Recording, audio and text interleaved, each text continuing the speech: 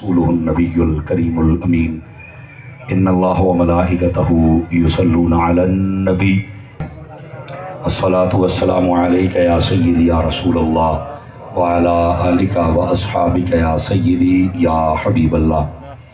انتہائی عزت و تکریم کے لائق زینت بزم سادات و علماء، محترم و مکرم مہمانان ذی وقار، اللہ رب العزت کی فضل و توفیق سے ہم سب آج کی اس خوبصورت سالانہ محفل میلاد مصطفیٰ میں شریک ہیں، جس کو ہر سال کی طرح اس سال بھی ہمارے برادر طریقت محترم و مکرم حاجی محمد منیر عطاری صاحب اور آپ کے اہل خانہ نے مل کر اس کو ترتیب دیا ہے۔ میری دعا ہے خلاق عالم آپ کی طرف سے یہ نذرانہ عقیدت اللہ رب العزت حضور کی پاک بارگاہ میں قبول و منظور فرمائے۔ اسٹیج سمیت جتنے بھی سادات و علماء اور مشائخ اور آپ مہمان حضرات تشریف لائے ہیں، اللہ کریم آپ سب کی حاضریاں بھی قبول و منظور فرمائے۔ دوستان مکرم، آپ دیکھ رہے ہیں علاقہ بھر کے جید علماء اسٹیج کی زینت ہیں، اور سیاسی اور سماجی شخصیات ہمارے شہر کی وہ بھی تشریف فرما ہیں، اور بالخصوص ہمارے برادر عزیز محترم و مکرم پیر طریقت خادم شریعت محترم و مکرم عزت مآب حضرت صاحبزادہ پیر خواجہ محمد احمد جمال چشتی صاحب دامت برکاتہم العالیہ، آپ کے دونوں شہزادے آپ نے مہربانی فرمائی اور لجپالی کرتے ہوئے یہاں پر تشریف فرما ہوئے۔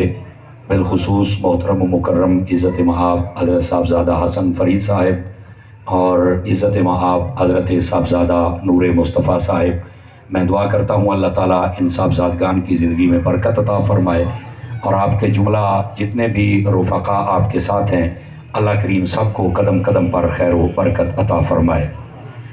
عزیزان محتشم، قبل اس کے کہ میں بات شروع کروں اور آپ حضرات سماعت فرمائیں، جناب کی خدمتوں میں گزارش ہے آپ توجہ رکھیں گے تاکہ بات کرنے اور سننے کا سکون بھی مل سکے اور سرور بھی میسر آ سکے۔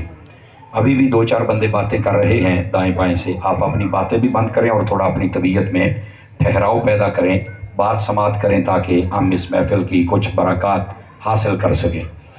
حضور نبی رحمت شفیع امت صلی اللہ علیہ وآلہ وسلم آپ نے ارشاد فرمایا، من صلی علیہ 50 مرتن فی کل یوم صافحتہ یوم القیامہ، فرمایا جو بندہ ہر روز کی بنیاد پر اپنی عادت بنائے کہ وہ میری ذات پر 50 مرتبہ درود پاک پڑھے گا، میرے آقا فرماتے ہیں قیامت والے دن میں اس کے ساتھ مصافحہ فرماؤں گا۔ یہ بہت بڑی سعادت ہے اور اس کو ضرور حاصل کیجئے۔ مفتی احمد یار خان نعیمی گجراتی رحمۃ اللہ علیہ آپ نے لکھا ہے میرات المناجی میں، اگر کوئی بندہ درود پاک اتنے شوق اور محبت سے پڑھے کہ اسے دعا مانگنے کا وقت ہی نہ ملے، بس وہ درود پڑھتا رہے، فرمایا اللہ تعالیٰ بن مانگے اسے ہر چیز عطا فرما دیتا ہے۔ اس واسطے کثرت محبت اور شوق کے ساتھ درود پاک پڑھا کیجئے، اللہ تعالیٰ ہم سب کو عمل کی توفیق عطا فرمائے۔ عزیزان محتشم، جو آیت کریمہ میں نے پڑھی ہے اس میں نبی رحمت صلی اللہ علیہ وآلہ وسلم آپ کی شان و عظمت کا ایک پہلو میرے رب نے ارشاد فرمایا۔ ویسے تو آقا کریم علیہ السلام کی اتنی شانیں ہیں کہ سیدی اعلیٰ حضرت امام احمد رضا خان علیہ الرحمۃ الرحمن آپ فرماتے ہیں تیرے تو وصف بے تناہی سے ہیں بری، حیران ہوں میرے شاہ کیا کیا کہوں تجھے۔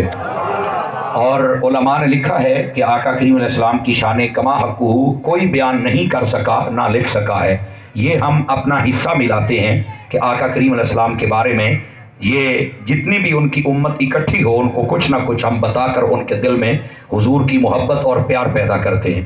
اور صوفیاء کی جو تربیت ہوتی ہے اس میں سب سے پہلے اللہ اور اس کے رسول کی محبت ہی ہوتی ہے، اسی پر ابتدا ہے سارے دین کی، اور یہی جب دل میں آ جائے تو ہر قسم کی کدورت نکل جاتی ہے اور بندے کے لیے دنیا اور آخرت بالخصوص دین کے راستے آسان ہو جاتے ہیں۔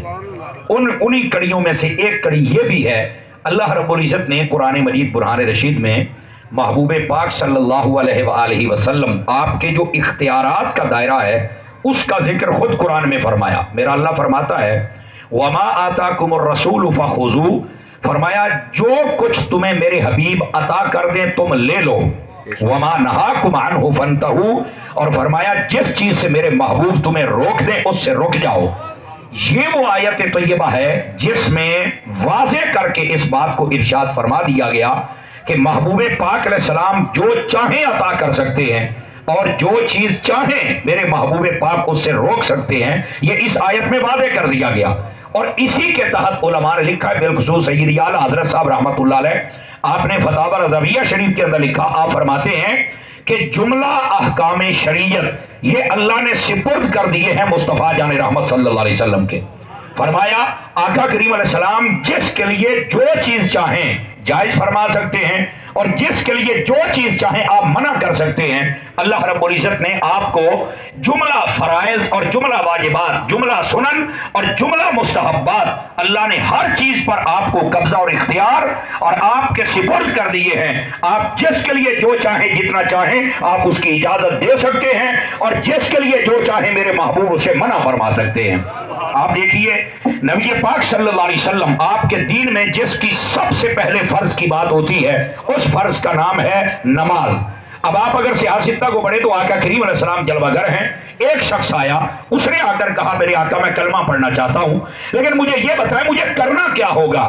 تو رحمت عالم علیہ السلام نے ارشاد فرمایا جب تم کلمہ پڑھو گے تو سب سے پہلے تمہیں 5 نمازیں پڑھنی ہوں گی، اور اس کے بعد فرض ہو گیا تو حج بھی کرنا ہے، اگر فرض ہو گئی تو زکوٰۃ بھی آپ ادا کریں گے، اور اگر اللہ کا حکم آ گیا تو تمہیں جہاد بھی کرنا پڑے گا۔ آپ نے جب یہ ارشاد فرمایا نا تو اس نے کہا ٹھیک ہے میں پھر کبھی آؤں گا اور سوچ کر میں پھر واپس آؤں گا۔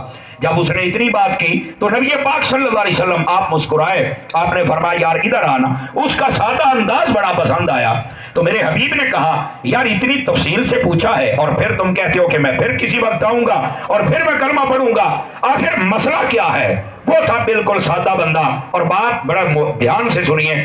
اس نے کہا حضرت بات یہ ہے میں اگر کلمہ پڑھ لوں نا تو میں 5 نمازیں نہیں پڑھ سکتا کیونکہ میں بکریاں چراتا ہوں، میں سادہ بندہ ہوں، جنگل میں رہتا ہوں۔ اب اگر میں نمازیں پڑھوں تو بکریوں والا کام نہیں کر سکتا، اور اگر میں بکریوں والا کام کروں تو یہ نہیں کر سکتا، تو حضرت میرے لیے مشکل ہے۔ تو میرے آقا مسکرائے کہ یہ اپنی مصروفیت کی وجہ سے یہ کہہ رہا ہے۔ آپ نے کہا یہ بتاؤ تم کتنی نمازیں پڑھ سکتے ہو؟ میں نے اپنی بات کہی تم بھی تو کرو نا، یہ بتاؤ تم کتنی پڑھ سکتے ہو؟ اس نے کہا جی دیکھیے میں سادہ بندہ ہوں، میں تو پڑھ سکتا ہوں صرف 2 نمازیں۔ میرے حبیب پاک نے اپنا خصوصی اختیار استعمال کرتے ہوئے پتہ کیا کہا؟ فرمایا دیکھیے سب پر نماز فرض ہے 5، اور اللہ نے قرآن مجید میں فرما دیا لیکن چونکہ اللہ نے مجھے اختیار دیا ہے، فرمایا سارا جہان 5 پڑھے گا تب ان کی جان چھوٹے گی، تو کلمہ پڑھ، تو 2 پڑھے گا تو اللہ تعالیٰ تجھے معافی عطا فرما دے گا۔ جو ہے حضرات کے کوئی نہیں، کئی بندوں نے چپ کر روزہ رکھا ہوا ہے، ذرا سبحان اللہ فرمائے محبت کے ساتھ۔ آپ اندازہ کریں نبی پاک علیہ السلام کو اللہ رب العزت نے کیسا کمال عطا فرمایا ہے کہ اللہ کی طرف سے فرض ہونے والی چیز میرے رب نے اس کو بھی اپنے محبوب پاک صلی اللہ علیہ وسلم کے قبضے میں دے دیا کہ آپ جس کے لیے چاہیں جتنی چاہیں آپ کمی فرما سکتے ہیں۔ تو میرے محبوب پاک علیہ السلام نے اس صحابی کے لیے یہ کمی فرما دی اور فرمایا کہ تم 2 پڑھو گے تو تمہارا کام ہو جائے گا۔ یہ ہے نبی پاک علیہ السلام کی شان۔ پتہ چلا وہ ہمارے جیسے نہیں ہیں، یہ جنہوں نے کہا انہوں نے غلطی کی ہے۔ آج دیکھیے بندہ اپنے سگے باپ کے طرح ہونے کا دعویٰ نہیں کر سکتا، تو کتنے پاگل قسم کے لوگ ہیں جو نبی پاک علیہ السلام کو اپنے اوپر قیاس کرتے ہیں، بلکہ حق پتہ کیا ہے؟ ہمارا نبی تو نبیوں جیسا بھی نہیں ہے، ہمارے نبی تو نبیوں کے بھی امام ہیں اور نبیوں سے بھی افضل ہیں۔ تو جن کی اتنی شان ہو ان کو اپنے اوپر قیاس کرنا یہ غلط بات ہے، اور یہی بات ہوتی ہے کہ بندے کے دل میں ایمان کا پھر نور نہیں رہتا۔ یہ تب ہی آتا ہے جب بندہ یہ کہے سب سے اولا ہو اعلیٰ، سب سے بالا ہو اعلیٰ، سب اونچوں سے اونچا سمجھیے جسے ہے اس اونچے سے اونچا۔ جب بندہ یہ کہتا ہے تو پھر بندے کو اصل کمال ملتا ہے، ورنہ کمال نہیں مل سکتا۔ نبی پاک علیہ السلام کی شانوں کو سمجھنا پڑتا ہے۔ اگر اس کو نہ لگائیں تو ٹھیک ہے، نہ لگائیں، ابھی موسم ٹھیک ہے بعد میں لگائے گا، مجھ سے پھر تقریر نہیں ہوگی، تھوڑی دیر ٹھہر دیجئے، مہربانی فرمائیے، ذرا سبحان اللہ فرمائیے پیار کے ساتھ۔ عزیزان گرامی یہ ادھر، ہاں ادھر لگا لیں، بالکل ٹھیک ہے، آپ ادھر لگا لیں۔ چلو 2 منٹ آپ تھوڑا اگر ادھر ٹھہرنا چاہیں ٹھیک ہے، ورنہ ادھر آپ کو اجازت ہے۔ ذرا سبحان اللہ فرمائیں گے محبت کے ساتھ؟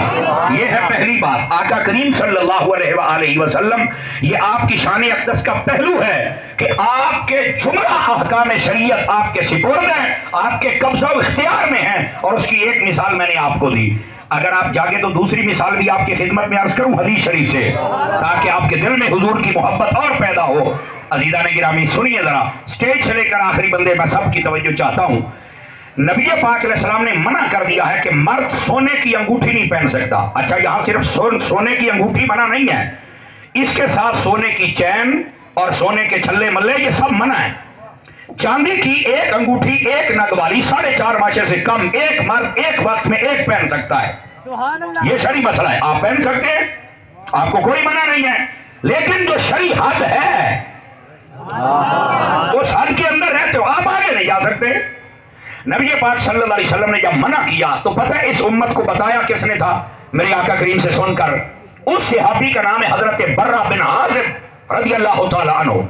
انہوں نے بتایا کہ آقا کریم نے منع کر دیا کہ مرد سونا نہیں پہن سکتا، اور یہ عورتوں کے لیے ہے کہ وہ پہنے اور اتنا بھی نہ پہنے کہ سارا اپنے آپ کو اسی میں ڈھک دیں۔ فرمایا یہ بناؤ سگار والی جو کیفیت ہو تب پہنے، اس کے بعد اپنے معمولات اور معاملات میں رہیں۔